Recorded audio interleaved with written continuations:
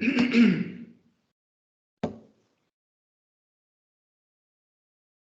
Radha Madhava Kunja Bihari Jai Radha Madhava Kunja Bihari Jai Radha Madhava Kunja Bihari Jai Radha Madhava Kunja Bihari Gopi Jana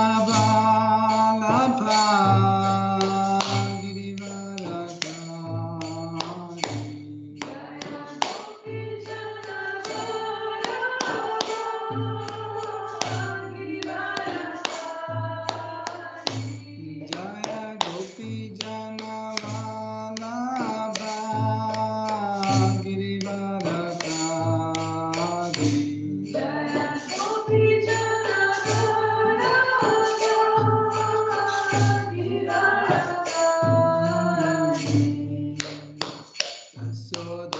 Yashodanandana Vraja Jana Ranjana Yashodanandana Vraja Jana Ranjana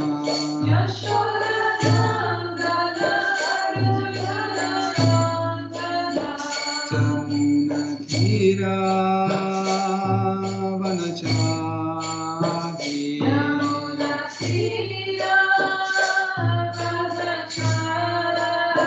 Jamuna Tira Vanachari Yamuna Tira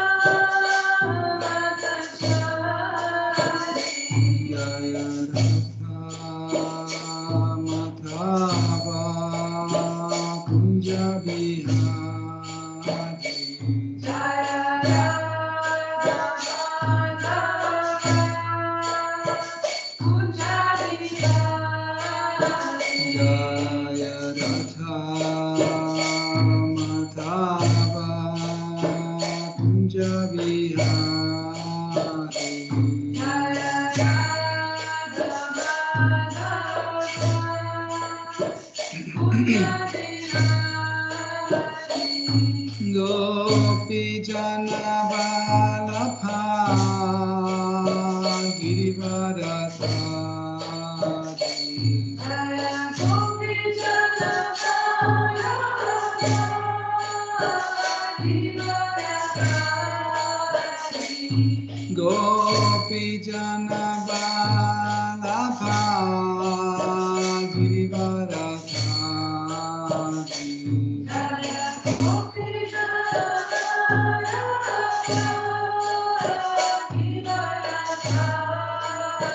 Yashodanandana Vraja Jana Ranjana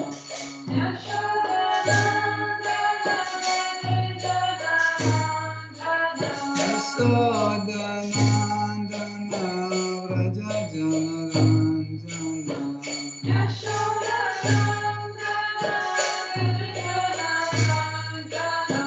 Jamuna Tira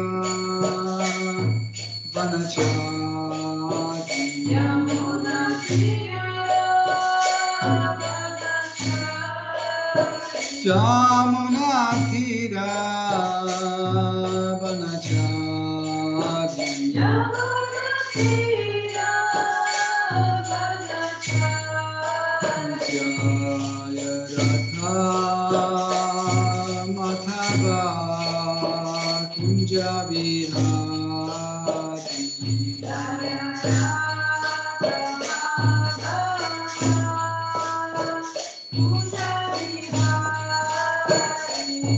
Jaya Radha Madhava Kunja Bihari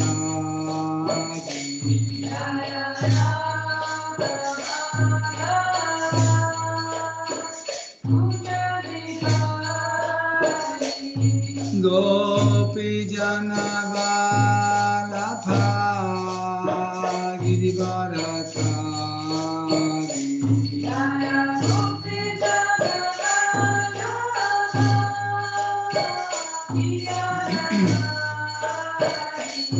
Gopi Jana Valabha Girivaradhari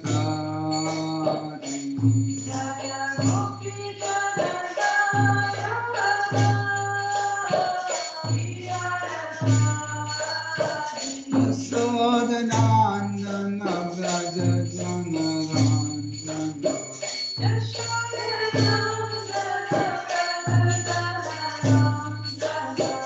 Yasodanandana Vraja Jana Ranjana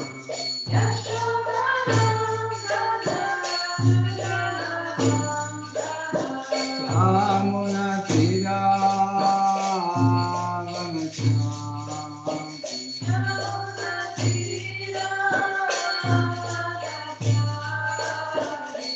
Yamuna Tira Vanachari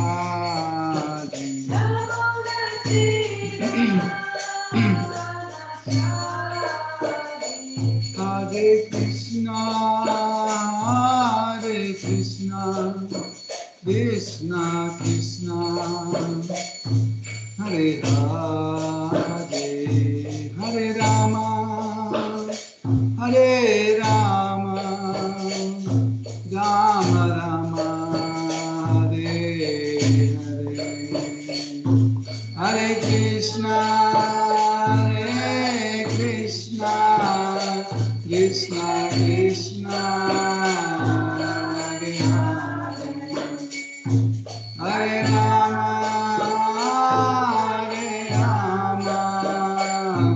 Rama Rama, Hare Krishna, Krishna Krishna, Hare Hare, Hare Rama, Rama Rama, Hare Hare.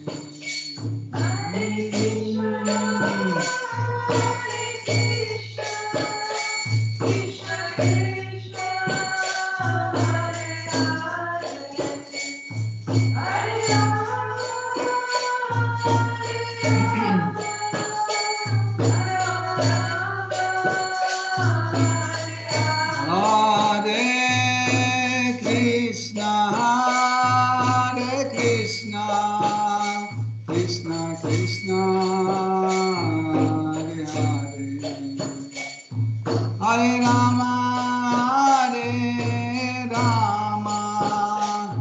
Rama Rama, Hare Hare.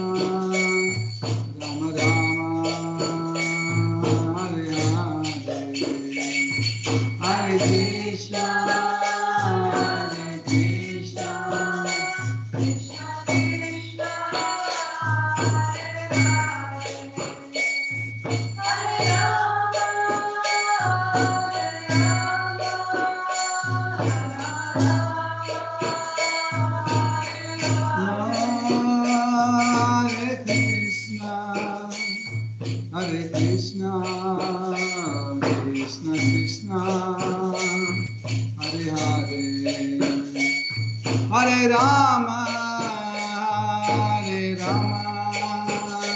Rama Rama, Hare Hare.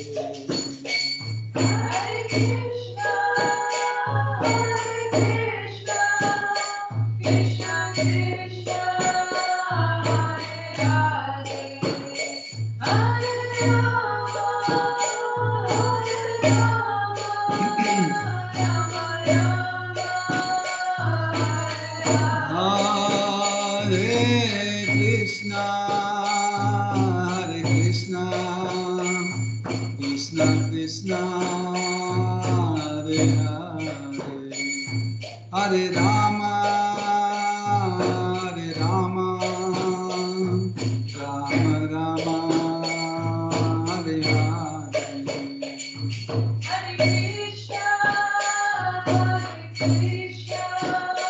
Krishna Krishna, Hare Hare, Hare Rama, Rama Rama, Hare Krishna, Hare Krishna, Krishna Krishna, Hare Hare, Hare Rama, Hare Rama, Rama Rama, Hare Hare, Hare Krishna, Hare Krishna, Krishna Krishna, Hare Hare.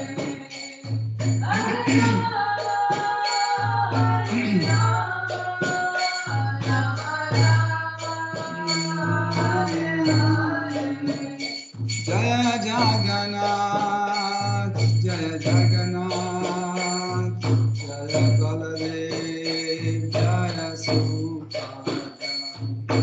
Jagannath, Jaya Jagannath, Jaya Baladev, Jaya Subhadra. Jaya Radha, Parisishwar, Radha, Parisishwar, Radha, Parisishwar, Shiva.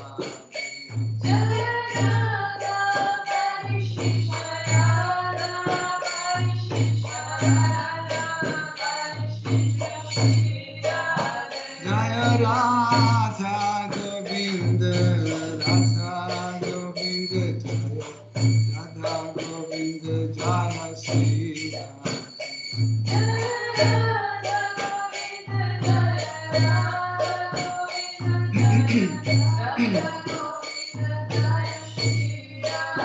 Jaya Sitaram, Jaya Sitaram, Jaya Sitaram, Jaya Lakshman Hanuman. Jaya Sitaram, Jaya Sitaram, Jaya Sitaram, Jaya Lakshman. Jaya Nitai, Jaya Sachi Sutta, Jaya Nitai, Jaya Sachi Sutta. Jaya Nitai, Jaya Sachi Sutta, Jaya Nitai, Jaya Sachi Sutta. Jaya Prabhupada, Jaya Prabhupada, Jaya Prabhupada,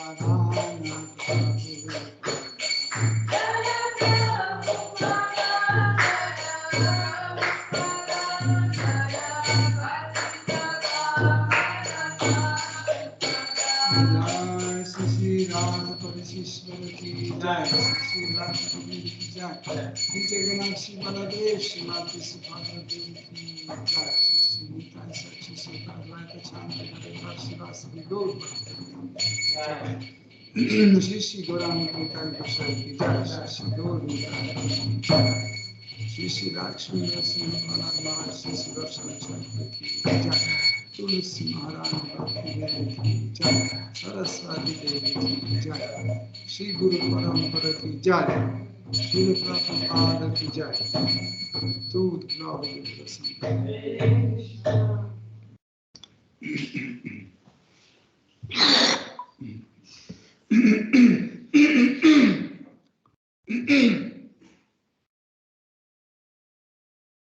Om Ajnanath Mirandasya Janandana Shalakaya Chakshurunmilitam Yena Tasmai Shri Gurave Namaha Shri Chaitanya Manobhishtam Stapitam Yena Bhutare Swayam Rupa Kadamayam Dadati Swapadantikam Vandeham Shri Guru Shri Yuta Padakamalam Shri Gurum Vaishnavanscha Shri Rupam Sagrajatam Sahagana Raghunatham Vitam Tam Sajivam Sadvaitam Savadutam Parijana Saitam Krishna Chaitanya Devam Shri Radha Krishna Padam Sahagana Lalita Shri Vishakam Vitamscha Krishna Karuna Sindhu Dinabandhu Jagatpate Gopesha Gopika Kanta Radha Kanta Namostute Tapta Kanchana Gaurangi Radha Vrindavaneshwari Vrishabhanu Sutte Devi Pranamami Hari Priye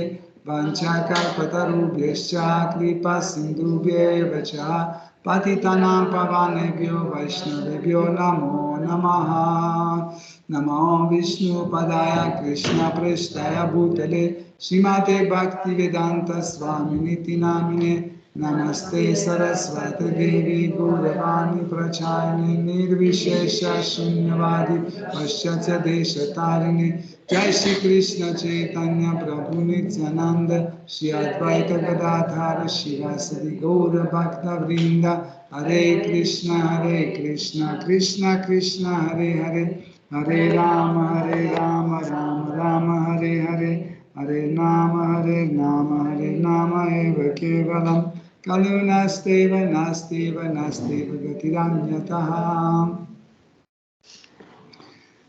Om Namo Bhagavate Vasudevaya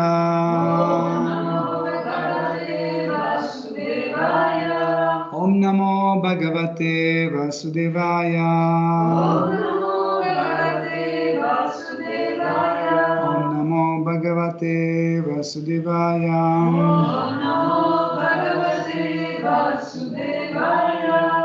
Hare Krishna, chers dévots. Nous continuons à étudier Srimad Bhagavatam, 4e chant, 20e chapitre, à partir du verset 22. Athavamrijya Shrukala Vilokayan Atriptadrigocharam Aham Ushuram Purusham Padasrishantam Kshitim Amsaunate Vinyastahastagram Uranga Vidvisha.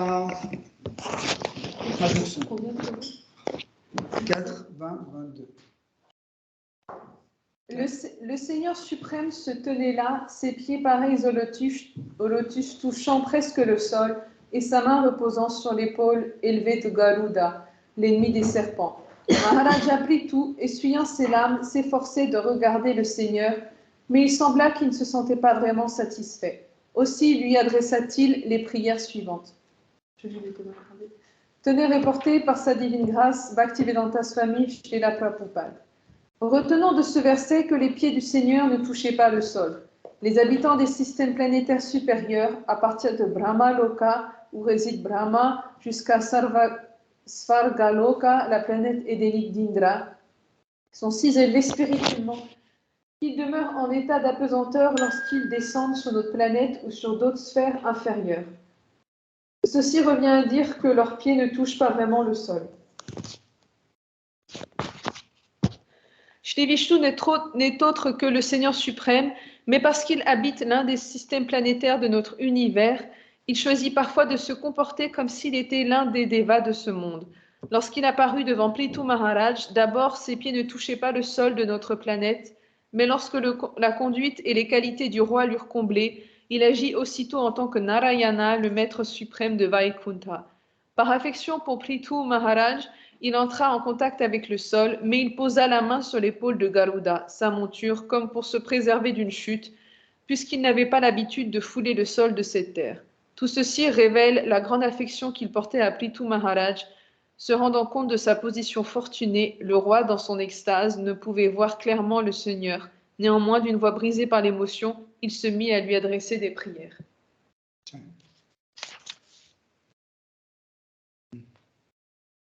Donc, encore une fois, je vous rappelle l'épisode, c'est quand Seigneur Vishnu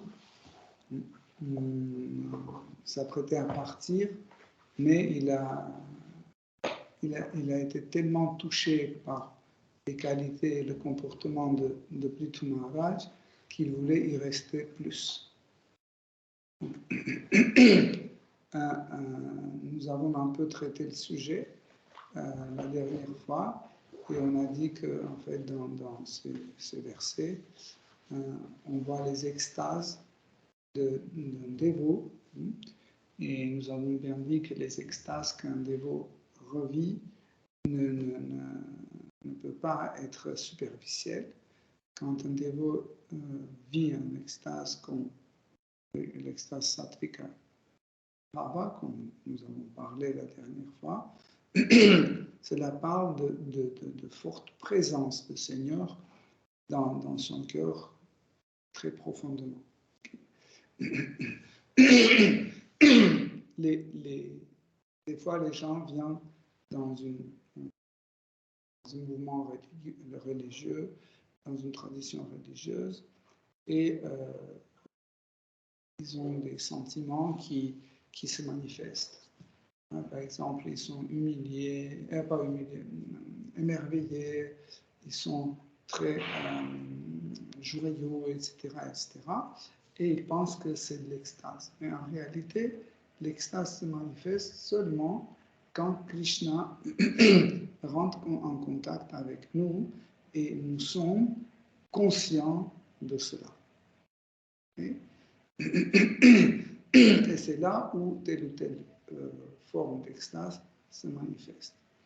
Et Prithu Maharaj, elle était dans une extase très très profonde. On a dit dimanche dernier qu'il manifestait plusieurs types d'extase, comme par exemple Svarabhanga, quand on n'arrive pas à parler, Ashru Sattvika Bhava, quand il commence à pleurer. Il pleurait tellement fort qu'il n'arrivait pas à voir Seigneur suprême. En fait, chaque fois, il essuyait ses larmes pour mieux voir Seigneur suprême, mais les larmes continuaient à couler. Il n'arrivait pas vraiment à saisir les traits de caractère de Seigneur. Et en fait, il a choisi une autre méthode de contacter, parce qu'en fait, voir Seigneur, c'est une façon d'être en contact avec Krishna. Voir. Entendre, c'est aussi une forme de contact. Se souvenir de lui, c'est aussi une forme de contact. En fait, c'est neuf façons de bhakti, Shravanam, Kirtanam, Vishnu Smaranam, etc. Ces 9 façons de servir Krishna, en fait, ce sont des possibilités pour rester en contact avec Krishna. Donc, et dans cet épisode, car Prithu Maharaj n'arrivait pas à saisir, avec ses yeux, il n'arrivait pas à saisir Seigneur Vishnu, il a choisi une autre méthode, il a décidé de lui parler. Même, on a dit que l'extase lui prenait la gorge, il n'arrivait pas à prononcer les mots, mais quand même, il a fait des efforts pour sortir de cette situation. En fait, vous pouvez dire, mais pourquoi le dévot doit sortir de l'extase? Parce que nous rêvons entrer dans l'extase, n'est-ce pas?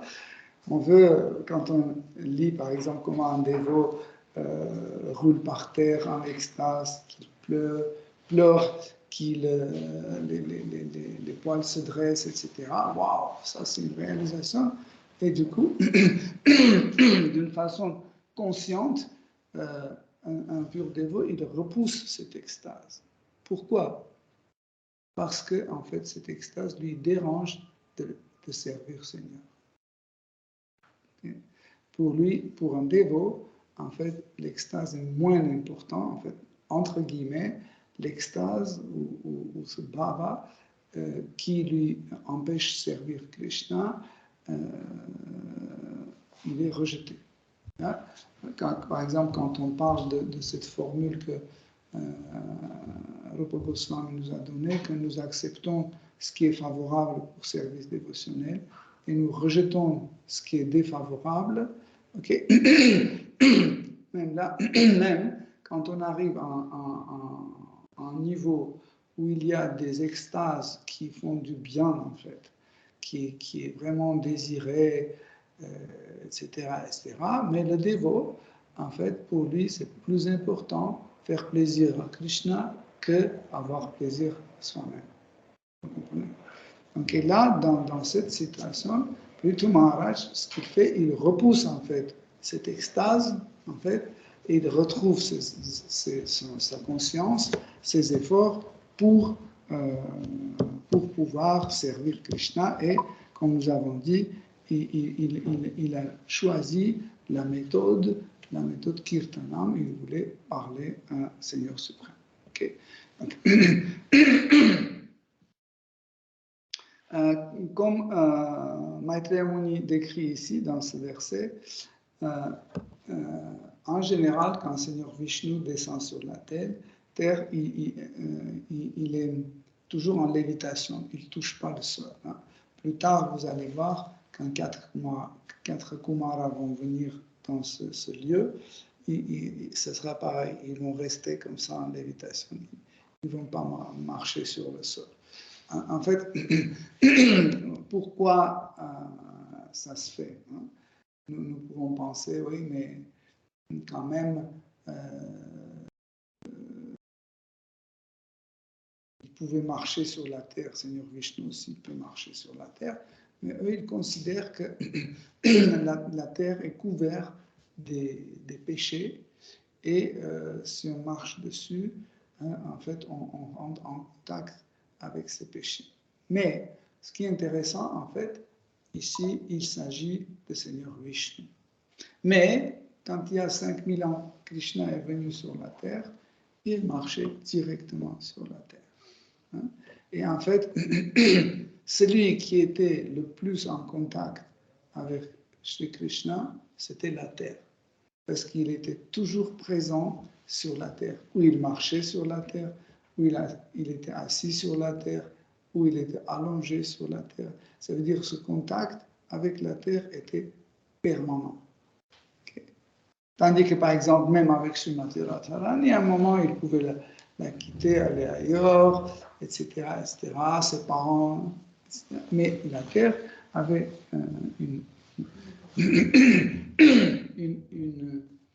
un contact permanent, constant avec Seigneur Krishna. Okay.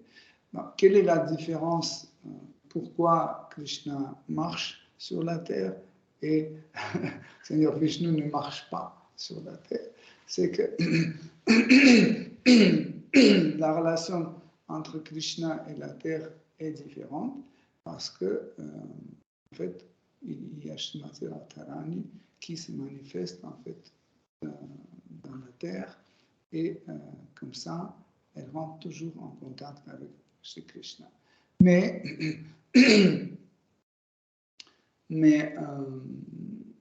Sri Lakshmi, l'épouse de Sri Narayana ou de Sri Vishnu, reste toujours avec lui et la relation entre terre et Kshirodakasha et Vishnu, c'est une relation un peu, entre guillemets, officielle.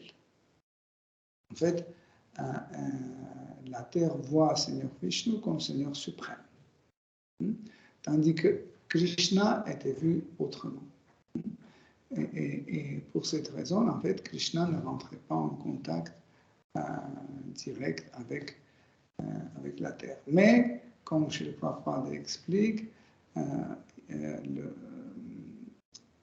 Seigneur Vishnu était tellement touché par Maharaj qu'il a fait un effort, il a presque touché la terre. Quand on dit presque toucher la terre, c'est pour ceux qui regardaient, il marchait sur la terre. Mais quand même, il y avait une micro-distance entre ses pieds et la terre. Donc,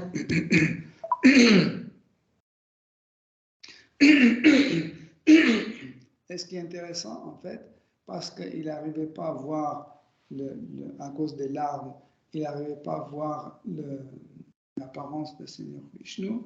En fait, il regardait à l'intérieur de soi-même et il évoquait, on peut dire. Il évoquait l'image de Krishna dans son cœur. Donc cette conversation est assez intéressante. Et vous parlez et vous voyez ce que vous avez dans votre cœur et pas ce que vous avez devant vous. Le verset suivant. Ô Seigneur bien-aimé, d'entre les divinités accordant des bénédictions, tu es la plus grande. Pourquoi un sage te demanderait-il des faveurs destinées aux êtres vivants égarés par les gunas? Ces bénédictions sont automatiquement accessibles, même à ceux qui, au cours de leur vie, endurent des souffrances infernales. Ô Seigneur bien-aimé, tu peux assurément permettre à l'être distinct de s'immerger dans ton existence, mais je ne désire pas cette bénédiction. Si vous vous souvenez, Kshirodakasha Vishnu, il a proposé à Prithu Maharaj de choisir la bénédiction qu'il veut.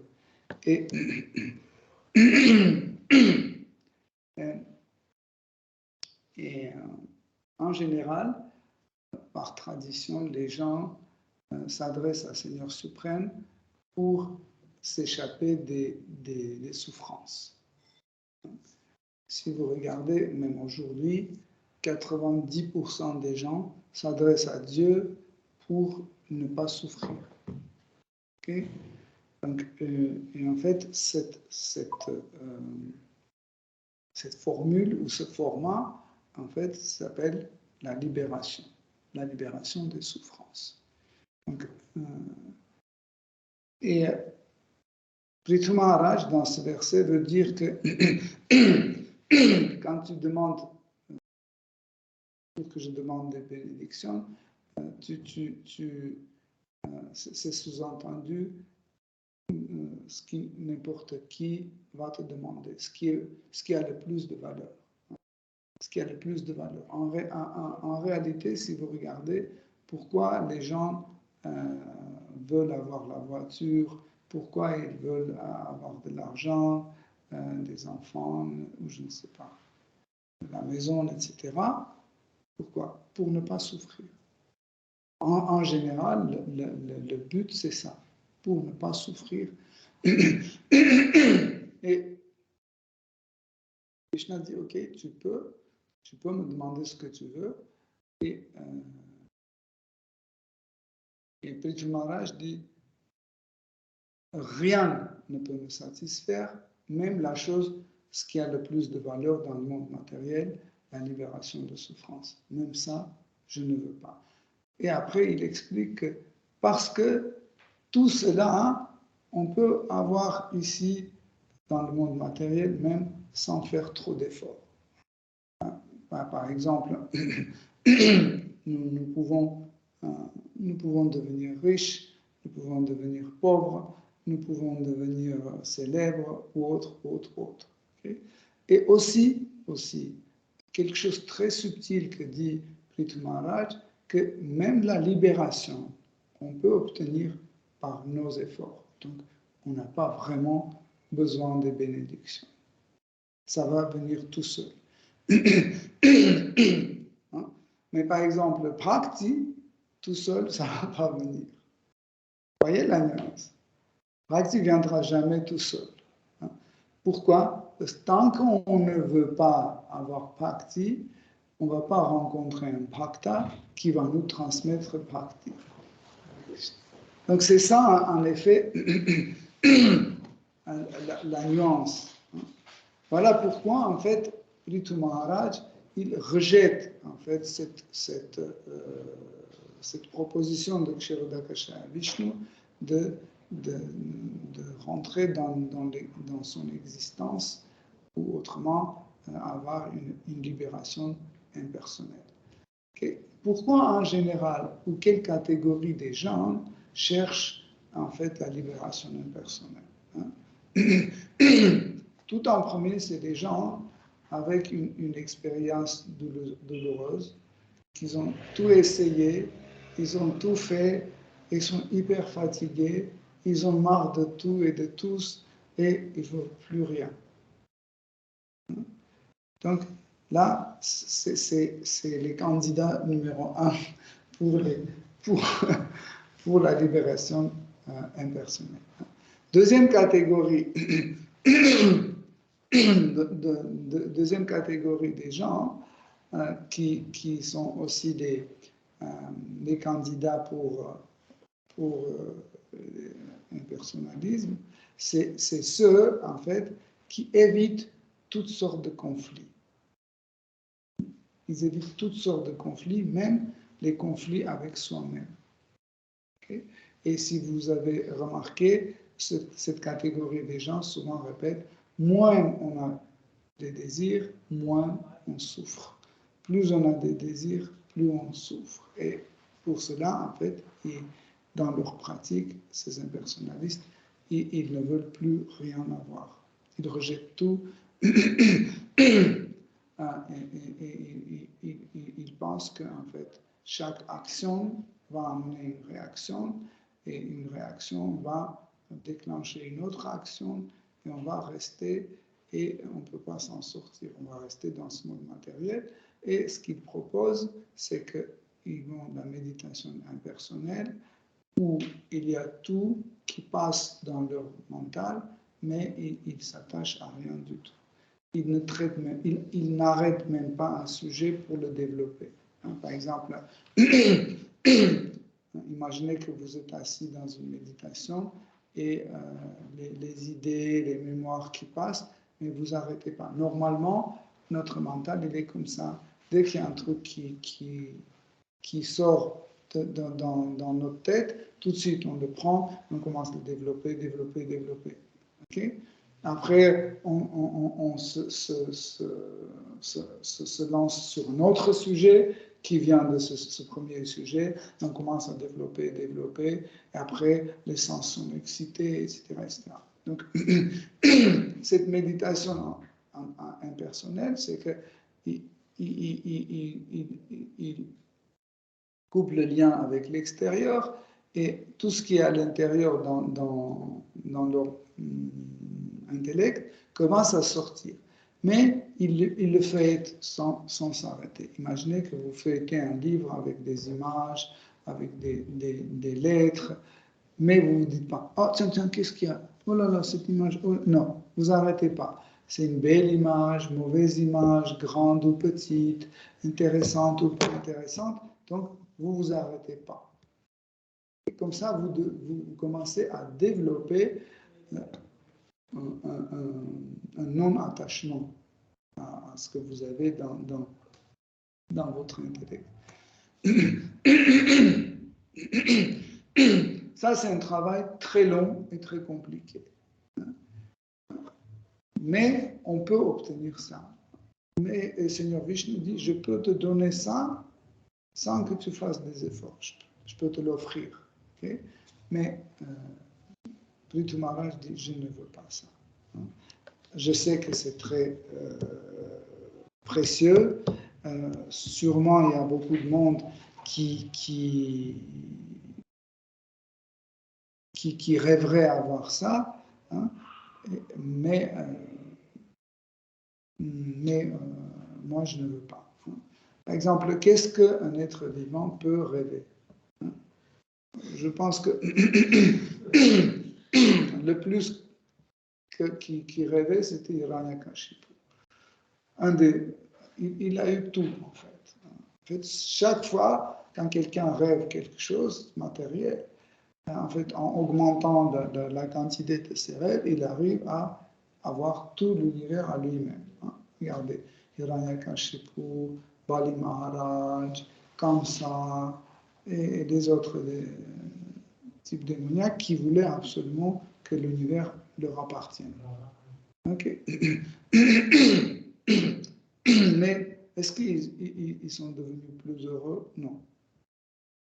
Par exemple, si Hiranyakashipu n'avait pas tout ça, il ne serait pas moins heureux ou plus heureux. Parce qu'on s'habitue. Nos sens s'habituent rapidement à tout. Et souvent, on n'arrive pas à apprécier des choses pour cette raison, parce que nos sens s'habituent rapidement. Et, et ça, c'est un des défauts du monde matériel. C'est pour ça qu'on n'est jamais satisfait. Par exemple, manger la première fois, je sais pas, une glace, et waouh, c'est impressionnant, etc. Après, deuxième fois, troisième fois, chaque jour, et un mois après, elle devient ordinaire. Tandis que sur le niveau absolu, hein, chaque extase ou chaque sensation est en pleine croissance. Tout le temps, ça devient plus fort. Imaginez que vous mangez un riz sucré, et la prochaine fois, quand vous allez manger le riz sucré, il est encore plus sucré. Et la prochaine fois, vous mangez, c'est encore plus sucré. Et la fois suivante, c'est encore plus sucré. Et vous dites, ok, mais plus sucré, ça arrive au sucre. Et est-ce qu'il y a quelque chose qui peut être plus sucré que sucre? Parce que c'est avec sucre qu'on sucre les choses, n'est-ce pas? Ok?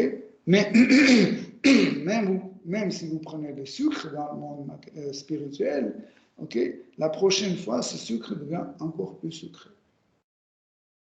Vous pouvez imaginer? Parce qu'on réfléchit selon les règles matérielles, parce qu'ici, c'est comme ça.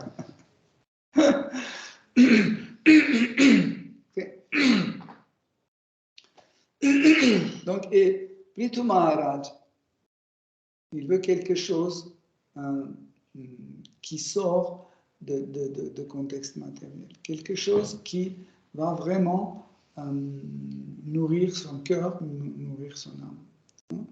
Et une petite seconde. Et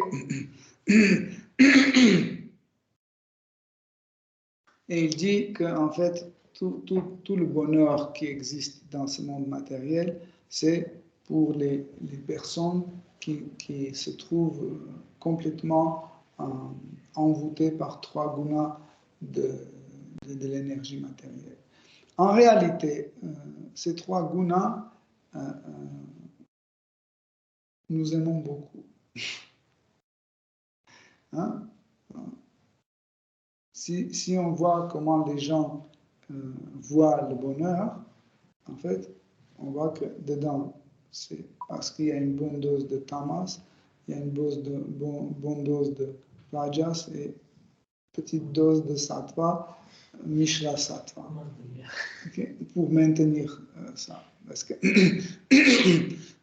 en général, sattva n'est pas excitant. C'est pour ça que les gens n'aiment pas sattva. Ils aiment rajas et tamas. Pourquoi? Parce que rajas, ça excite, c'est excitant, et quand c'est excitant, nous perdons en fait le lien avec notre conscience. Et, par exemple, les choses interdites, les choses dangereuses, inconfortables, etc., ça disparaît. Voilà. Et dès qu'on rentre dans une excitation, tout ça, ça disparaît. Okay. Pareil, tamas. Hein? Tamas enlève tous les interdits, tous les dangers, etc. Dès que, par exemple, quelqu'un boit une bonne dose d'alcool et après l'excitation, il tombe dans le profond tamas, tout est OK. En fait,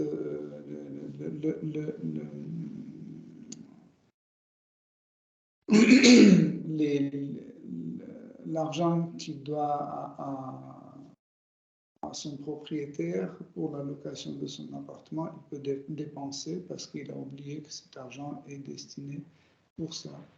Parce que le lien entre mental et intellect est coupé, donc il ne se souvient plus c'est quoi cet argent. Il peut tout dépenser. Il oublie qu'il ne doit pas manger du sucre parce qu'il a une maladie telle ou telle, ou il ne doit pas faire ceci, ou etc. etc. Et en fait, ça, c'est Rajas et Tamas qui font ce travail-là. Et si vous regardez, en fait, pourquoi nous évitons ou nous suivons les 4 principes régulateurs, pour que ces trois gunas agissent moins possible sur nous. C'est important. Certaines personnes pensent que ouais, ça c'est pas important. Le plus important, c'est les prières, etc. C'est le Saint-Nom, etc. Mais le problème, c'est que quand les gunas arrivent, ils nous frappent, on oublie et le Saint-Nom, et les prières, et les divertissements, on oublie tout. Voilà pourquoi, en fait, nous ne devons pas ignorer cette méthode que les acharyas nous ont donnée. Et vous savez qu'ils ont dit strictement qu'il y a le début. Le début, c'est sadhana bhakti. Sadhana bhakti, c'est quand on suit les principes et les règles de bhakti yoga, de bhakti. Okay? Et parce que c'est la première étape, donc ça s'appelle sadhana ou la pratique. Donc le dévot commence à pratiquer.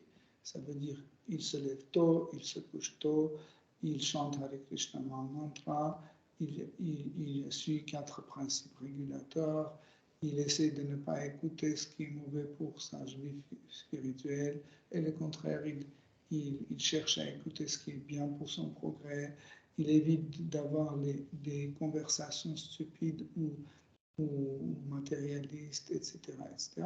Donc petit à petit, en fait, sadhana bhakti nous amène à bhava bhakti. Je ne sais pas pourquoi, mais il y a une mode aujourd'hui parmi les dévots, c'est très, très répandu cette mode, c'est que le plus important, c'est de chanter le Saint-Nom. Sadhana, Bhakti, c'est rien du tout, parce que Sri Chaitanya Mahaprabhu a dit Harinam, Harinam, Harinam eva kevalam kalu nasteva, nasteva, nasteva katiranyata. Ça veut dire dans cet âge de Kali, il n'y a pas d'autre méthode que chanter le Saint-Nom. Mais nous oublions que chanter le Saint-Nom rentre dans sadhana bhakti. Le chant de Saint-Nom pour un sadhaka, c'est sadhana bhakti. Ça fait partie de sadhana. Ça ne veut pas dire que ou sadhana ou le chant de Saint-Nom. Non. Le chant de Saint-Nom pour un sadhaka rentre dans sadhana bhakti. Vous comprenez? Après, en faisant des efforts dans sadhana bhakti, le dévot, sadhaka, arrive à un autre niveau, il devient bhavuka bhakta. Ça veut dire il est maintenant dans bhava bhakti. Okay? Mais il n'arrête pas à chanter Saint-Nom. Mais le chant de Saint-Nom pour un bhavuka bhakta, ce n'est plus un sadhana. Vous comprenez? Ça, en fait, a comme origine les sentiments de bhakta. Okay? C'est les sentiments de bhakta qui lui poussent à chanter le Saint-Nom. Comme ça, petit à petit, il arrive à prema bhakti, okay? Dans son rasa. Et là, c'est le rasa, ou Krishna prema, qui lui fait chanter le Saint-Nom. Vous voyez la différence. Et pas comme ça, oui, c'est juste, on chante le Saint-Nom, mais c'est fini. Non, non, non, non. Parce que le chant de Saint-Nom fait partie de sadhana bhakti. Ce n'est pas l'un remplace l'autre, non. OK? Donc, le verset suivant. Ô Seigneur bien-aimé, je n'ai donc pas le moindre désir de me fondre dans ton existence si cette bénédiction doit me priver du nectar de tes pieds pareils au lotus. Accorde-moi plutôt 1 million d'oreilles afin que je puisse ainsi entendre tes purs dévots glorifier tes pieds pareils au lotus. En effet, Krishna souvent offre le jour quand il fait les promotions, comment on dit, soldes. Des fois, Krishna fait des soldes et il offre la libération, 5 types de libération. Il offre ces 5 types de libération et ce jour-là, il y a la queue pour avoir un de ces 5 types de libération, mais les dévots ne font pas la queue. Pourquoi? Parce que ils savent, les dévots savent que s'ils acceptent la libération, ça sera une séparation éternelle avec Shri Krishna. Vous comprenez? C'est pour ça qu'ils préfèrent, les dévots, ils préfèrent souffrir dans ce monde matériel, mais rester en contact avec Krishna. Prahlad Maharaj dit, pour moi, Seigneur, il n'y a aucune différence où je serai, en paradis, au monde spirituel ou dans l'enfer. Il n'y a aucune différence pour moi. Le plus important, c'est que j'aurai toujours ton image et ta présence dans mon cœur. Vous voyez? Ça veut dire, il dit, je suis d'accord, je suis d'accord, je veux bien souffrir, mais que tu restes avec moi. Kunti Devi, vous connaissez ce verset, hein? Kunti Devi, en s'adressant à Krishna, elle a dit que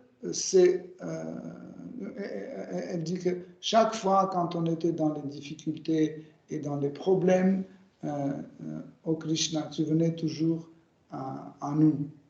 Alors je veux bien que tous ces problèmes éternellement continuent pour qu'on puisse toujours te voir. Vous voyez? Donc, seule personne qui vraiment accepte en fait la souffrance, c'est les dévots. Tous les autres, matérialistes, yogis, impersonnalistes, ils ne veulent pas souffrir. La souffrance, ils enlèvent. Hein? Pourquoi, par exemple, les matérialistes, ils veulent le pouvoir, ils veulent la richesse, etc., pour, en fait, ne pas souffrir.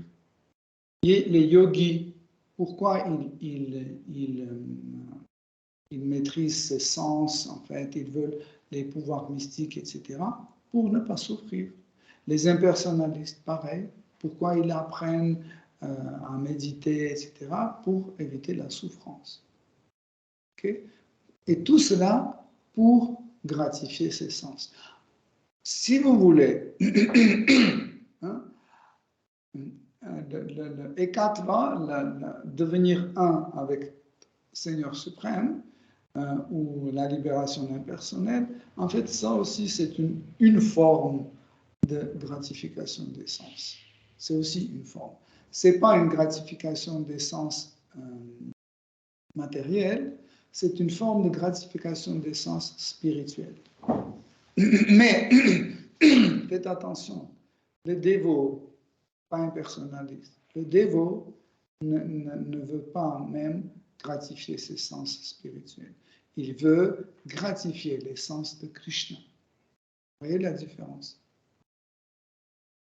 Et après, comme un produit dérivé, il y a sa propre satisfaction. Parce que Krishna est satisfait. Ok? Vous voyez la nuance, hein?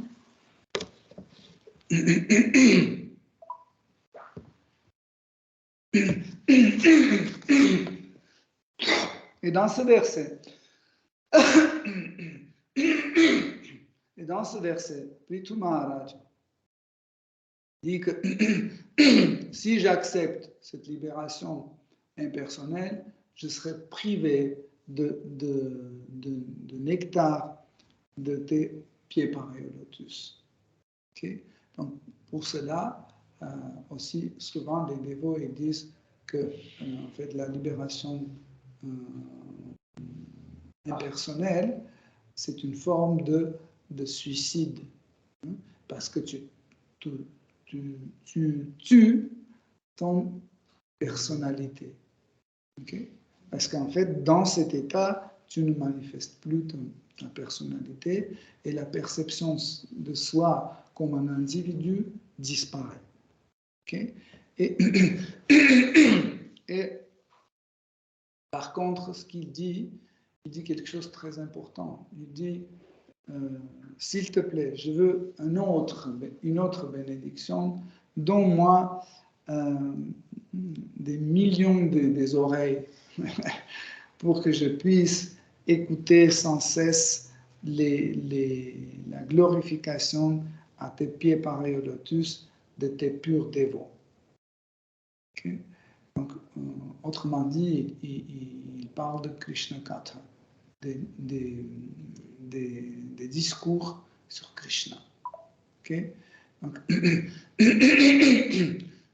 en réalité, Krishna Katha, ou les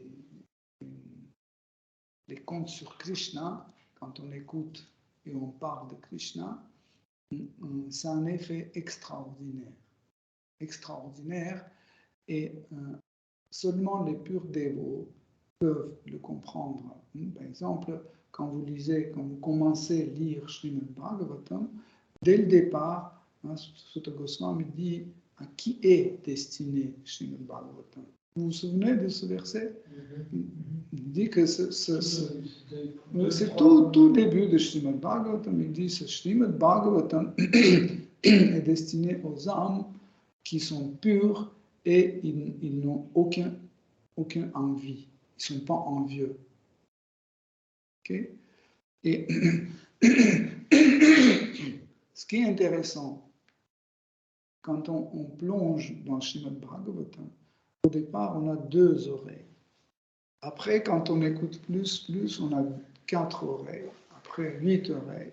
Et en fait, au fur et à mesure, quand on plonge dans le nectar de Srimad Bhagavatam, le nombre de nos oreilles augmente. Et c'est ça qui est extatique. Et en réalité, c'est ça que Prithu Maharaj il désire. Mais quand on ne veut pas rentrer dans le nectar, plonger dans le nectar de Krishna Katha, nous cherchons toujours des divertissements pour nos sens. On dit, ouais, chaque jour c'est Krishna, Bhakti. Est-ce qu'on ne peut pas parler d'autre chose quand même, ou autrement? On va changer le gourou, quelqu'un d'autre.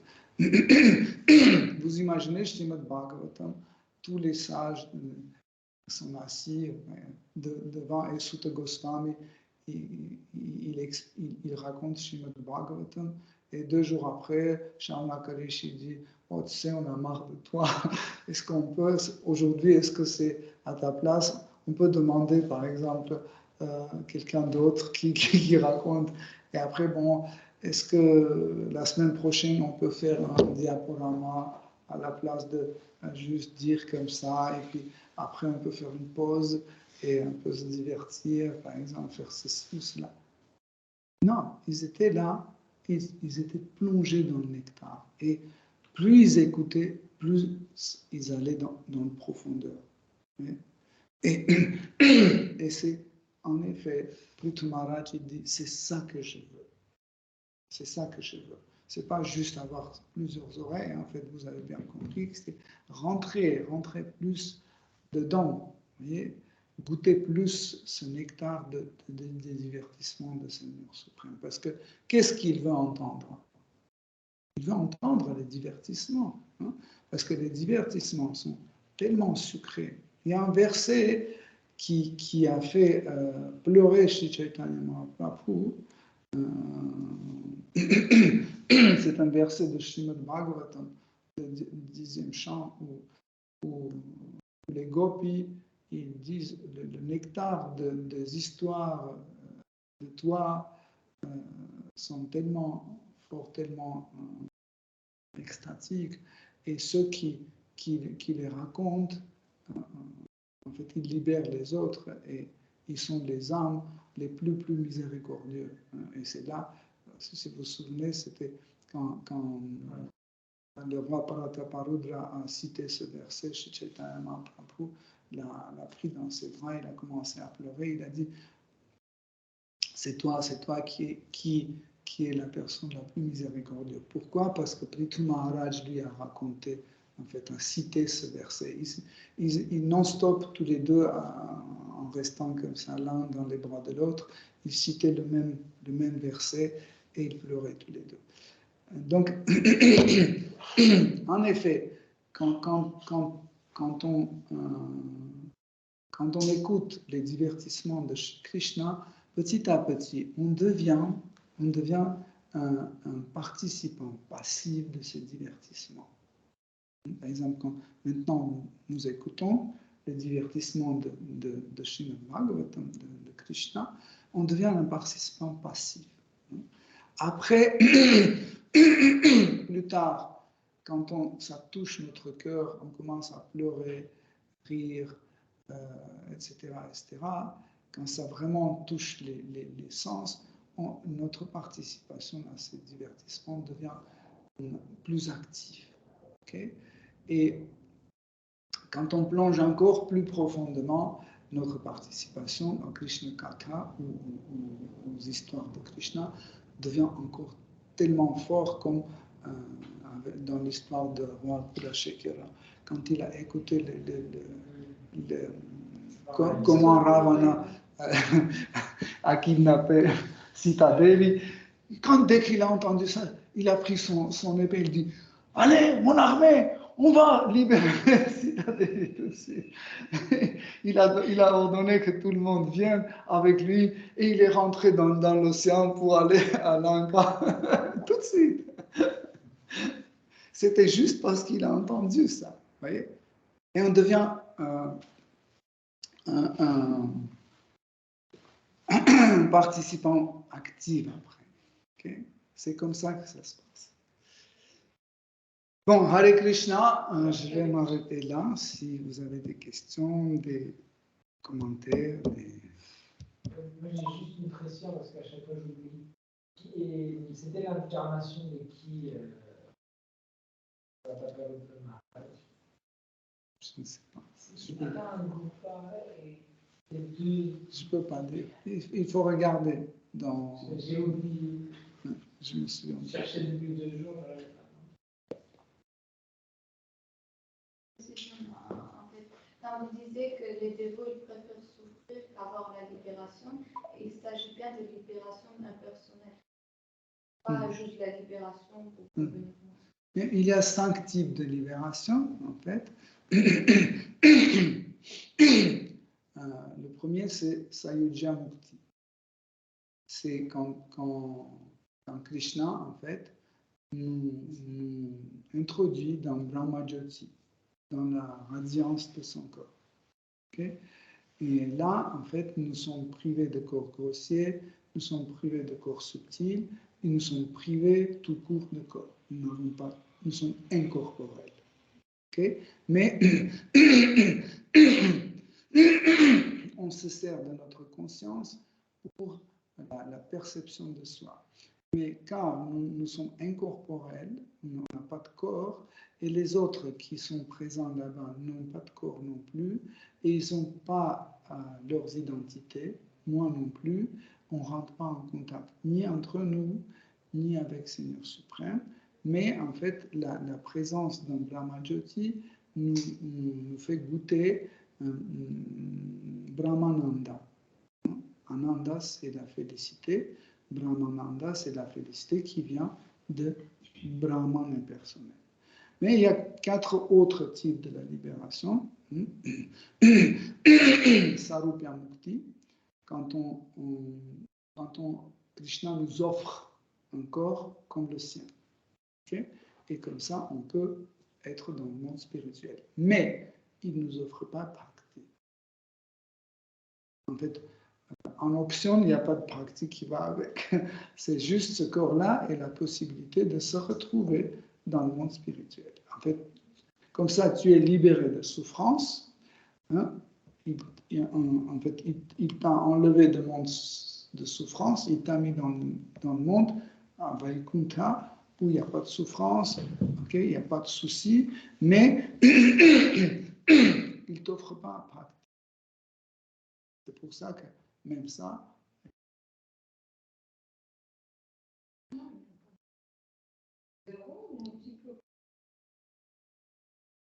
c'est par exemple, Brahmajyoti, il est partout dans le monde spirituel.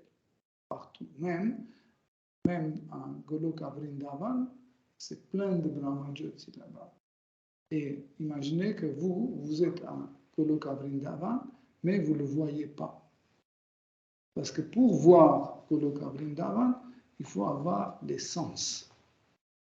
Et vous êtes privé de ces sens pour voir quelque chose. Pareil, Sarupya Mukti, pareil. Je vous ai donné cet exemple, mais pareil.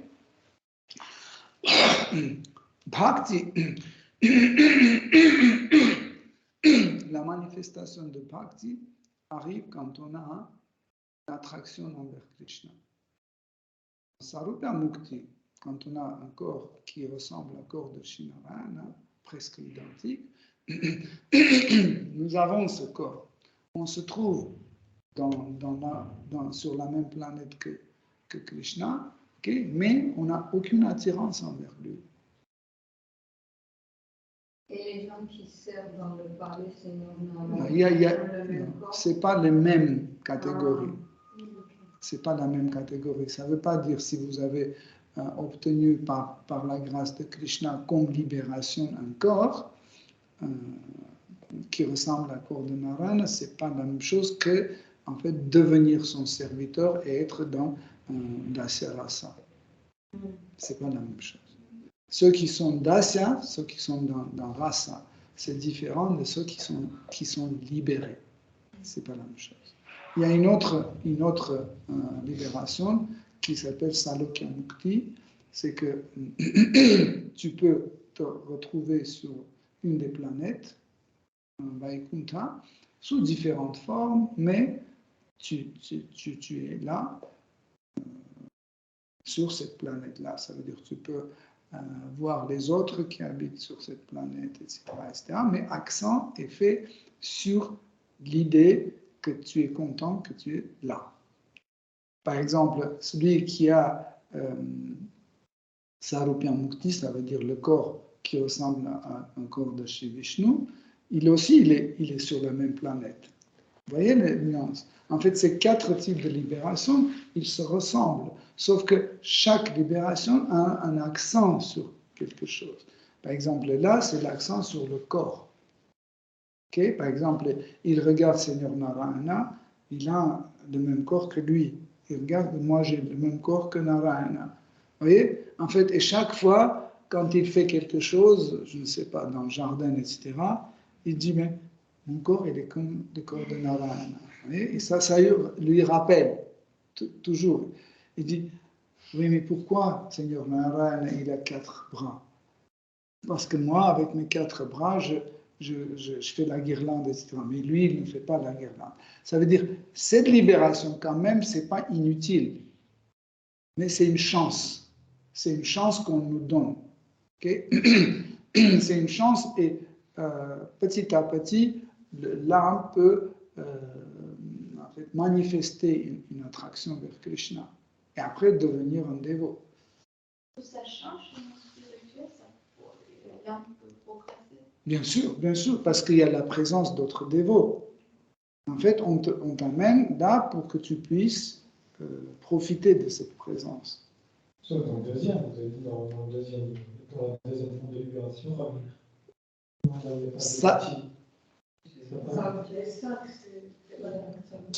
on a parlé de Sarupya. Non, de chance. Dans ces libérations, on a la chance pour avoir. Non. Dans le premier, il n'y a pas. J'ai entendu une fois, il disait même qu'ils peuvent aller après le.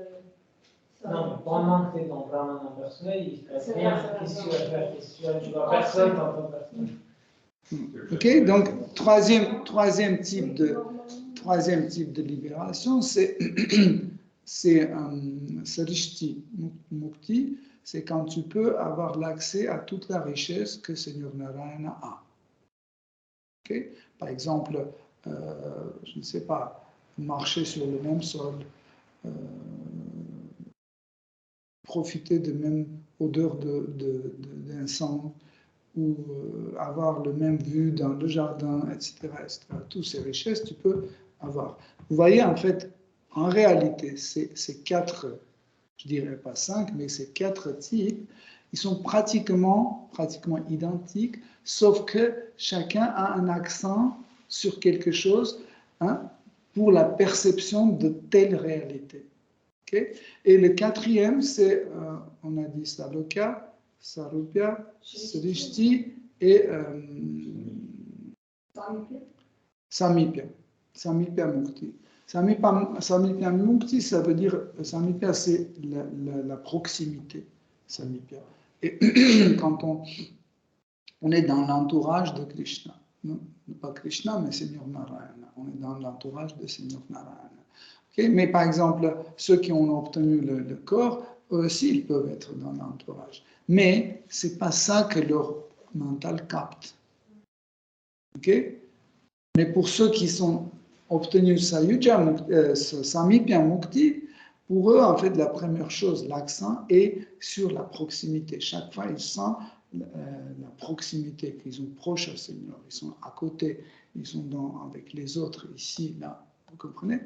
Mais encore une fois, cette libération n'offre pas bhakti, mais offre la possibilité d'en avoir.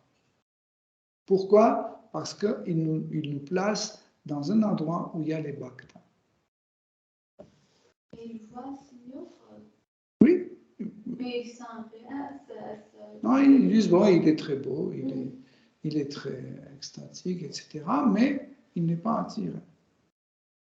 Mais petit à petit, c'est possible qu'il devienne un bhakta.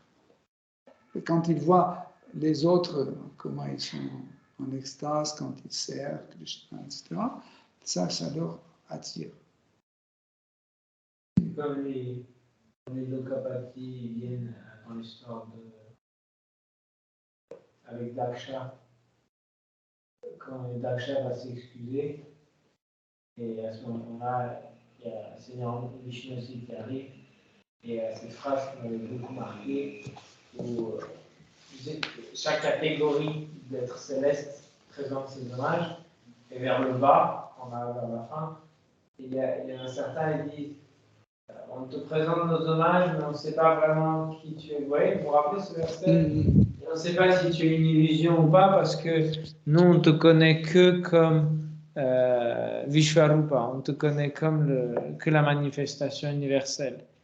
Et on n'est pas sûr si vraiment c'est toi le même. Est-ce que c'est toi le même? Parce que c'est une forme qu'on ne comprend pas. Et pourtant, nos culs le voient.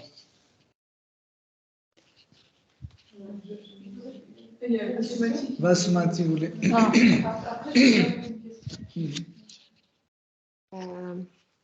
Par rapport à la première libération qui est impersonnelle, juste pour bien comprendre, vous avez déjà dit, mais j'arrive pas à comprendre.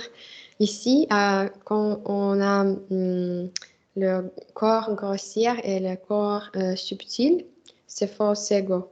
Et c'est pour ça que ça nous permet de voir et agir ici.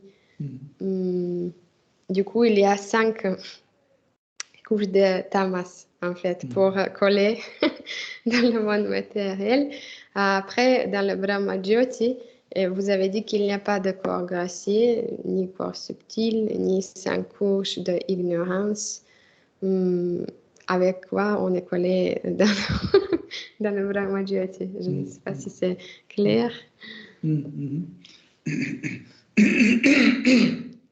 En effet, il y a une énergie appelée Chaitanya Shakti, ou l'énergie de la conscience. En fait, vous savez qu'il y a 3 types d'énergie. Le premier groupe, c'est l'énergie d'existence. Le deuxième groupe, c'est l'énergie de connaissance ou conscience. Et le troisième groupe, c'est l'énergie de plaisir. Okay? C'est des groupes. Parce que dedans, il y a différentes énergies. Et dans la deuxième catégorie des énergies, il y a justement Chaitanya Shakti, c'est l'énergie, en fait, ou la conscience qui nous permet de sentir que nous existons. Ça nous permet de voir que je suis. Quand on dit je suis, la perception de soi, en fait, la réalité que j'existe, en fait. Parce qu'en fait, comment nous sentons notre existence? Par exemple, vous touchez quelque chose, vous entendez quelque chose, vous voyez quelque chose, vous pensez, donc vous existez. C'est comme ça que nous sentons notre existence. Si on éteint tous vos sens, okay, même le mental en éteint, donc la perception de soi se minimalise, ça devient très très light. Okay? Mais c'est la conscience en fait qui nous permet de sentir notre identité.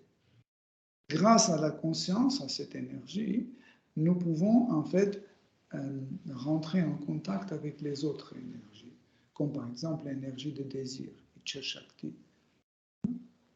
Sans conscience, nous ne pouvons rien faire. En réalité, cette énergie, elle anime toutes les autres énergies. Sans conscience, en fait, toutes les énergies deviennent impuissantes. Même Icha Shakti, qui est une petite énergie, mais hyper puissante, très très puissante. Mais même elle, sans conscience, elle est impuissante. Elle ne peut pas agir tant que la conscience n'y est présente. Donc, en effet, dans le Brahma Jyoti, nous avons notre conscience, et grâce à cette conscience, nous sentons notre existence. Et notre existence est animée grâce à cette énergie. Okay? Mais, car nous n'avons pas de sens, par exemple les yeux pour voir, le nez pour sentir, je ne parle pas de physique, de grossier, même subtil, on n'a pas. Pourquoi? Parce que ça va apporter la diversité. La diversité va apporter la différence de l'existence. Ça veut dire qu'il y a moi et Seigneur suprême. Il y a moi et vous. Donc ce n'est plus impersonnel. Pour qu'on arrive à cet impersonnalisme, pour sentir Brahma Jyoti, pour goûter Brahma Jyoti, il est important que, en fait, je dois être privé de tous mes sens pour ne pas me distinguer des autres. Par exemple, je vois Yumi, donc elle est blanche, moi je suis foncé. Donc tout de suite, on se distingue, tout de suite. On ne peut pas parler de Ekatva, de théorie de un. On ne peut pas. Tout de suite, on devient deux. Tu comprends? Si je ne vois pas elle, donc elle n'existe pas. Donc c'est juste moi, c'est tout. Il n'y a personne. À part moi, il n'y a personne. C'est pour ça que l'être vivant dans le Brahma Jyoti, elle est privée des sens. Seul sens qui est à sa disposition, c'est la conscience. Ça veut dire qu'il n'y a pas de forme. C'est juste être vivant ou jiva en tant que lumière. C'est ça? Il n'y a pas de Arupa, forme. sans forme. Parce Il n'y a pas de qu'il n'y a forme. pas de race, alors il n'y a pas de forme. Parce que Arupa, c'est la continuation de notre... Oui. C'est la manifestation de notre identité, la forme. Et là-bas, il n'y a pas de forme, il n'y a pas de sens. Donc c'est pour ça qu'on dit Vishesha, c'est la différence, la diversité. Nirvishesha, c'est qu'il n'y a pas de diversité. Nirvishesha, il n'y a pas de diversité. Ça veut dire tout est un. Donc il n'y a pas de différence. Par exemple, quand tu vas devant ton miroir, qui tu vois? Toi-même. Tu ne dis pas que c'est quelqu'un d'autre. Pourquoi? Parce que c'est identique. Ok? Tu penses que tu es seul, mais tu n'es pas seul. Il y a lui aussi, c'est ton reflet. Mais car il est identique, il n'y a pas de différence, il n'y a pas de diversité, ça veut dire la forme, la couleur est complètement identique, donc tu es seul. Mais imagine que tu arrives devant un miroir et tu vois quelqu'un d'autre. Tu fais ça et lui il fait ça, tu dis, oh, je ne suis pas seul. Pourquoi? Parce que quelqu'un est différent de moi. Okay? Pour assurer, justement, pour assurer cette sensation que tu es seul, donc tu es privé de sens. Puis les âmes qui viennent en Brahma-Jyoti.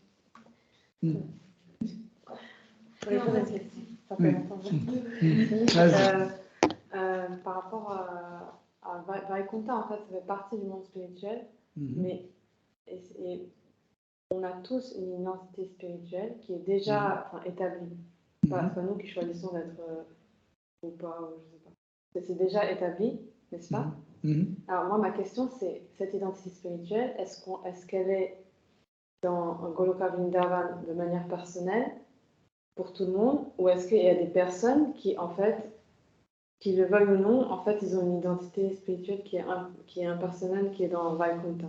Est-ce que tu comprends ma question? Ou alors, Vaikuntha, c'est juste un passage pour certaines personnes qui n'arrivent pas à s'abandonner au Bhakti directement. J'ai compris ta question. En réalité, en fait, le monde spirituel est aussi à des niveaux. C'est pas quelque chose homogène ou chaotique, non. Du monde matériel jusqu'au Goloka Vrindavan, il y a de différents passages, comme une couleur légèrement qui passe à l'autre, tu vois, graduellement. C'est vraiment graduellement. Hein. Si on voit comme ça, par exemple, prenons les planètes infernales. Ça, c'est l'existence la plus basse. Si on remonte, c'est les planètes moyennes, comme notre Terre. Après, c'est les planètes édéniques. Après, c'est les planètes des sages comme Brahma et les autres sages. Okay? Après, c'est... tout ça, ça finit le monde matériel. Après, il y a Viraja. Viraja, c'est l'espace entre le monde matériel et le monde spirituel, en fait, qui est défini comme la frontière. La frontière n'appartient ni à ça, ni à ça. Et cette couche Viraja, en fait, n'appartient ni à mon monde matériel, ni à mon spirituel. Après Viraja, il y a Brahma-Jyoti.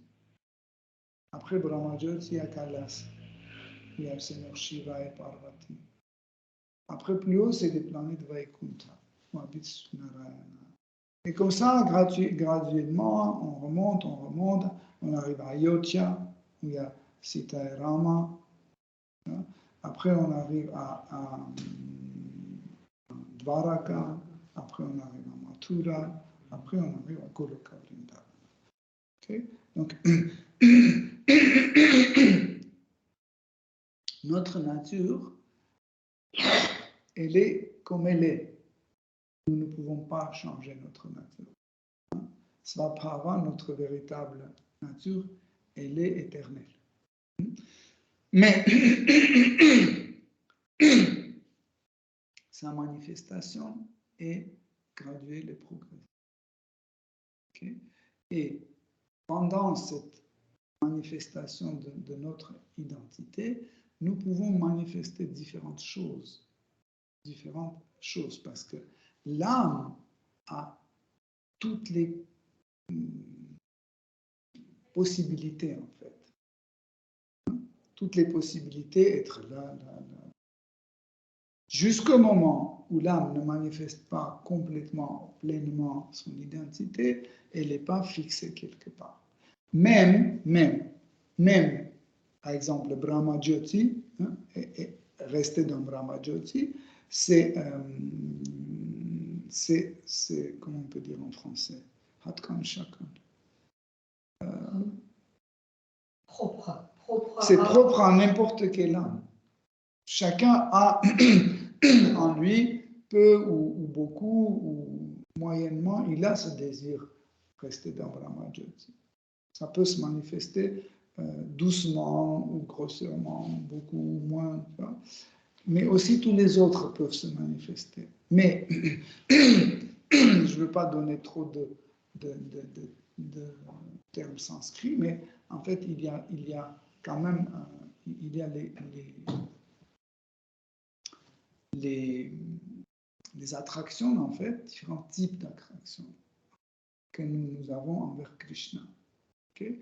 Et ces attractions, au départ, on peut avoir tout type d'attractions envers Krishna. Par exemple, quand on écoute comment quelqu'un aime Krishna comme son fils, ça nous plaît.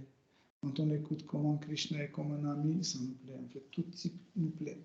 Mais on est ni l'un, on ne sait pas encore, parce que le nôtre n'est pas manifesté. Et par exemple, nous pouvons manifester certains éléments de, par exemple, de race amicale. Sakya rasa, on peut manifester, rasa amicale. Mais juste les éléments, juste certains éléments. Mais ça ne veut pas dire qu'on est Sakya.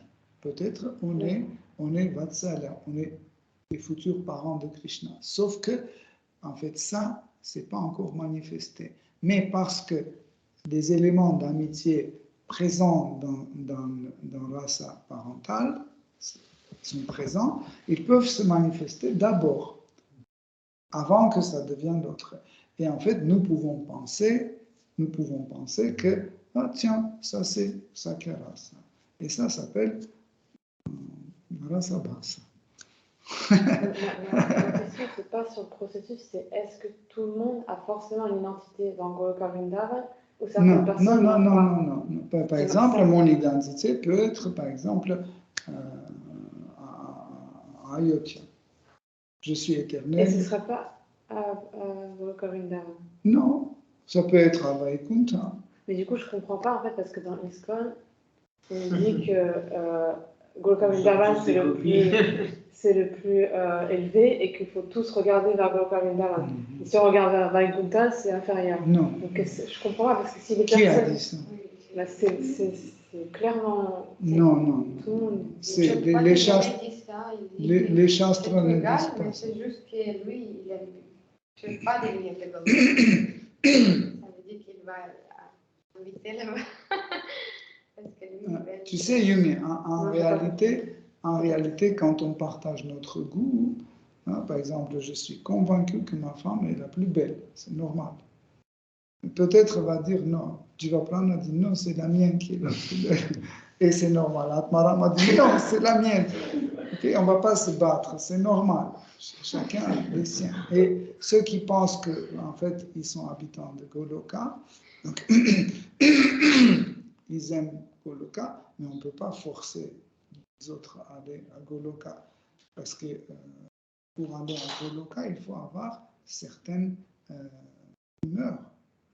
Tu ne peux pas aller juste parce que je veux. Et qui a dit qu'ISKCON envoie tout le monde à Goloka Vrindavan? Non, ça, franchement, je ne suis pas trop d'accord parce que, par exemple, quand on lit le Nectar de la dévotion, c'est clair que la tradition Gaudiya Vaishnava, elle est clairement orientée vers Goloka Vrindavan, enfin, vers le mood de Goloka Vrindavan. Oui. Et on ne parle jamais de Vaikuntha. Et donc, ces personnes-là, par exemple, imaginons il y a une personne qui a son identité originelle à Vaikuntha. Cette personne, malheureusement, elle est foutue. Dans notre tradition, on n'en parle pas. Donc comment cette personne va se rapprocher? Mais tu vois, Yumi, nous on parle. On parle parce que c'est les shastras qui disent ça. Tu vois, par exemple, Srimad Bhagavatam, toutes les histoires ne sont pas sur Krishna. Et pourtant, Srimad Bhagavatam, c'est l'ouvrage le principal pour les Vaishnavas. Et seulement dans le 10e chant, on parle de Goloka Vrindavan et de Krishna. Seulement dans le 10e chant. Tout le reste, c'est des planètes Vaikuntha, c'est les planètes Ayodhya, etc. Et c'est juste dans le 10e chant. C'est pas du tout l'image que j'ai d'après. Est-ce que ça veut dire que, par exemple, c'est aussi la circonstance qui... Parce que Krishna, il sait tout. On entend là? Krishna, il sait tout, le futur, le passé, le présent. Et du coup, justement, il a mis le Jiva Espon qui, justement, va aller après à Goloka parce qu'il connaît tout. En fait, imaginez que moi, je suis une pauvre personne qui souffre. Et puis j'arrive un jour, la porte est ouverte, qu'est-ce que vous faites ici? Ben, écoute, là, on libère tout le monde de souffrance. Wow, c'est pour moi. Et j'arrive. Et c'est ISKCON. Mais moi, je suis une âme qui doit aller à Vaikuntha. Vous ne pouvez pas me vérifier. Il n'y a pas un appareil qui vérifie. Non. Attends, tu n'es pas un candidat pour Goloka. Non.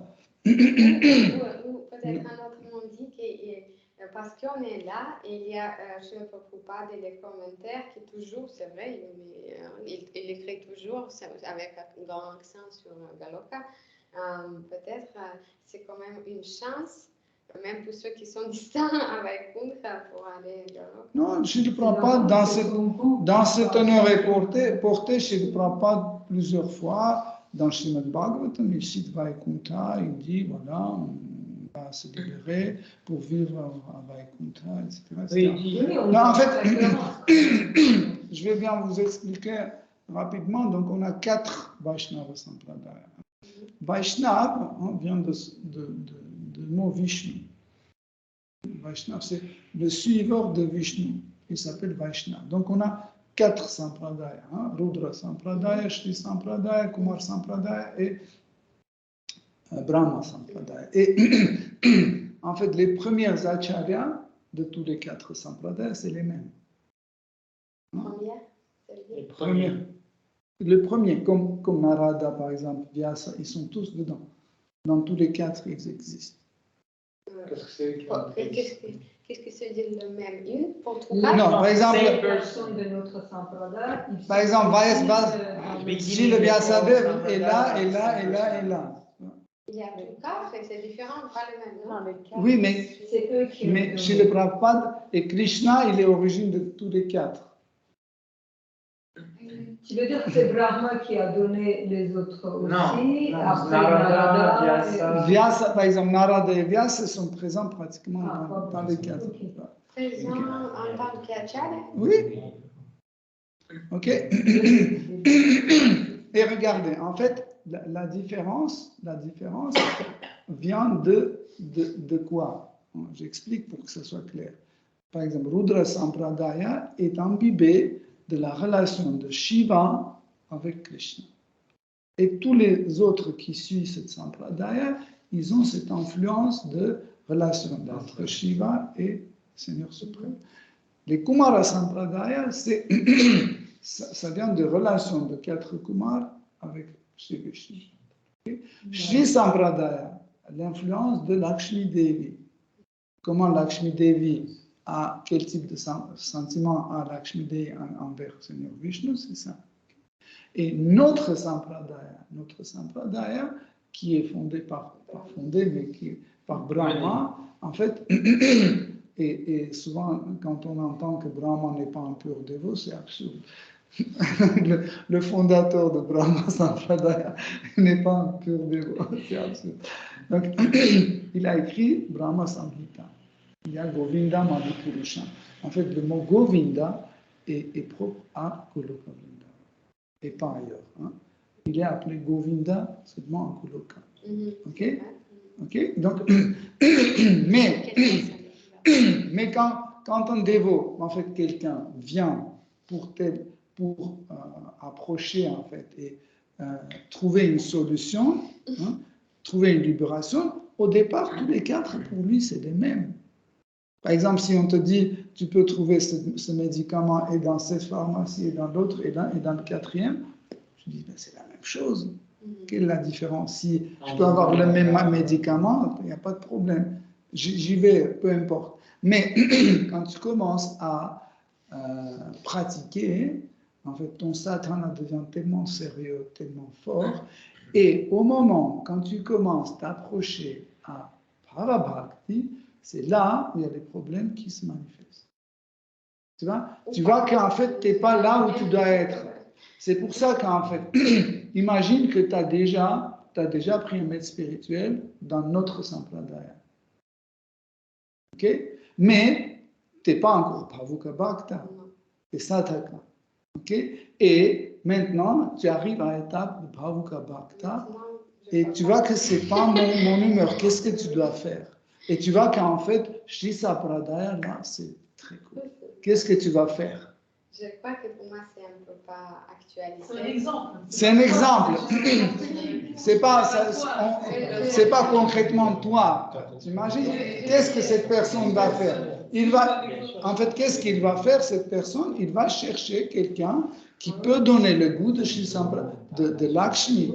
Et ça ne veut pas dire qu'il a, oh là là, il a trahi l'ISKCON, il a je ne sais pas quoi. Non, c'est normal. Et imaginez quelqu'un qui est, par hasard, est rentré dans cette pharmacie. Par exemple, il est allé dans Shri Sampradaya et au moment, il a déjà pris gourou là-bas, etc. Mais au moment, quand il est déjà prêt à Bhava Bhakti, parce que au moment de Bhava Bhakti, c'est Sthai Bhava qui commence à se manifester. Et Sthai Bhava, c'est le rati, c'est l'attraction. Et là, tu ne peux pas contrôler. C'est rati qui contrôle. C'est Sthai Bhava qui contrôle. Ce n'est pas toi qui contrôle, c'est Sthai Bhava qui contrôle tout. Tu vois, et après tu dis non, je veux à Galoka. Et tu vas aller et venir ici. Okay? Et là, ce qui se passe souvent, d'ici là, on va et on réinitie. C'est absurde. Il n'y a aucun sens d'être réinitié. Juste, il faut aller et écouter un gourou, c'est tout. Accepter un gourou, initiation, c'est déjà fait. Là, c'est absurde. C'est juste, il faut suivre les enseignements d'un gourou que Krishna explique dans la Bhagavad Gita. Ok? Oui, merci, c'est vraiment intéressant parce que, enfin, je suis désolée, mais dans l'ISKCON, déjà, c'est interdit d'écouter d'autres gourous en dehors d'ISKCON, c'est clair. Enfin, Prabhupada, il a déjà dit plein de fois qu'il ne faut pas aller voir d'autres sampradaya ou... Non mais c'est vrai. C'est contextuel. En fait, je dis pas ça pour m'opposer à ce que tu dis, je dis juste non, mais pour que ça ne soit pas perplexe pour toi, ouais. Srila Prabhupada, c'est un gourou authentique. Et on ne peut pas dire s'il a dit quelque chose, c'est faux ou c'est pas authentique. Mais sache que gourou, des fois, il donne des instructions temporaires, des instructions du moment et des instructions éternelles. Donc, cette instruction était temporaire. Je peux te donner un exemple pour que tu comprennes. Parce que quand il a commencé ISKCON, c'est lui-même qui a demandé ses frères en Dieu venir et donner des classes, guider ses dévots, etc. Ils ne sont pas venus. Ça ne veut pas dire que s'ils ne sont pas venus, ils sont mauvais. Non, c'est pas ça. Tu comprends? Donc, mais après, quand Srila Prabhupada est resté seul, il a commencé à enseigner, il a commencé à fonder l'ISKCON. C'était tout à fait normal à ce moment-là de ne pas se disperser. C'était tout à fait normal. C'était vraiment un gourou authentique et ça, c'était pour un certain moment. Mais quand l'ISKCON était établi et c'était fort déjà, etc., tu vois, c'est normal parce que c'était temporaire. Est-ce que ses frères en Dieu avec qui il était très proche, etc., qui étaient des gourous authentiques, est-ce que si j'écoute par exemple Shridhara Swami Maharaj, son enseignement, c'est faux? Non. Est-ce que je ne peux pas dans le commentaire, il cite Shridhara Maharaj. Ah non, ça c'est un autre Shridhara. C'est le commentateur de Bhagavatam. Ah, ok, c'est le même pronom. Ça, je parle de Bhakti Rakshaka Shridhara Maharaj, son frère en Dieu. Moi aussi au début, je crois que c'était. Mais il y a un autre exemple comme ça, par exemple, Bhaktisiddhanta Saraswati Thakur, il a envoyé ses disciples auprès de, je crois que c'était ça, hein, c'était lui qui a envoyé ses disciples auprès de Vamshi Babaji. Au bout d'un moment, il a dit qu'il faut vous arrêter. Et ses disciples, ils pensaient qu'il était tombé. Parce qu'en fait, ce Babaji était un peu complètement en extase, il faisait des trucs très bizarres, très très étranges. Et en fait, si quelqu'un n'était pas très élevé, il pouvait croire qu'il est juste fou, il fait n'importe quoi. Et ses disciples ont commencé à penser, oui, voilà, c'est parce que ce Babaji est déchu.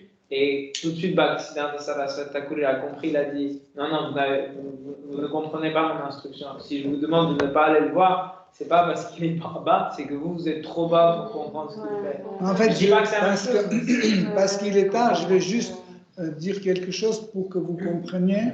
Vous appliquez toujours la méthode de Rupa Goswami. Si vous allez écouter quelqu'un, ok, et après avoir écouté cette personne, vous rentrez, et un fort désir de servir les dévots, servir Krishna apparaît dans votre cœur, c'est très bien. Même si cette personne n'est pas un gourou, c'est un électricien de quartier, peu importe qui il est ISKCON, il n'est pas ISKCON, peu importe, écoutez-le. C'est authentique. C'est ça. Ça, c'est les instructions de Rupa Goswami. Il ne dit pas c'est ISKCON ou pas ISKCON, il est gourou officiel, gourou pas officiel, peu importe. Si la personne qui vous... Peut-être c'est un perroquet. Si vous écoutez ce perroquet et vous êtes couché, il dit quand est-ce que le soleil se lèvera pour que je chante mes tours, Jaya Yoga Lyrique, voir les dévots cuisiner pour eux, etc. Écoutez, c'est un gourou. Ok, Hare Krishna. Hare Krishna. Shri Srimad Bhagavatam ki jai. Shri Prabhupada ki jai. Toute gloire aux dévots assemblés. Hare Krishna.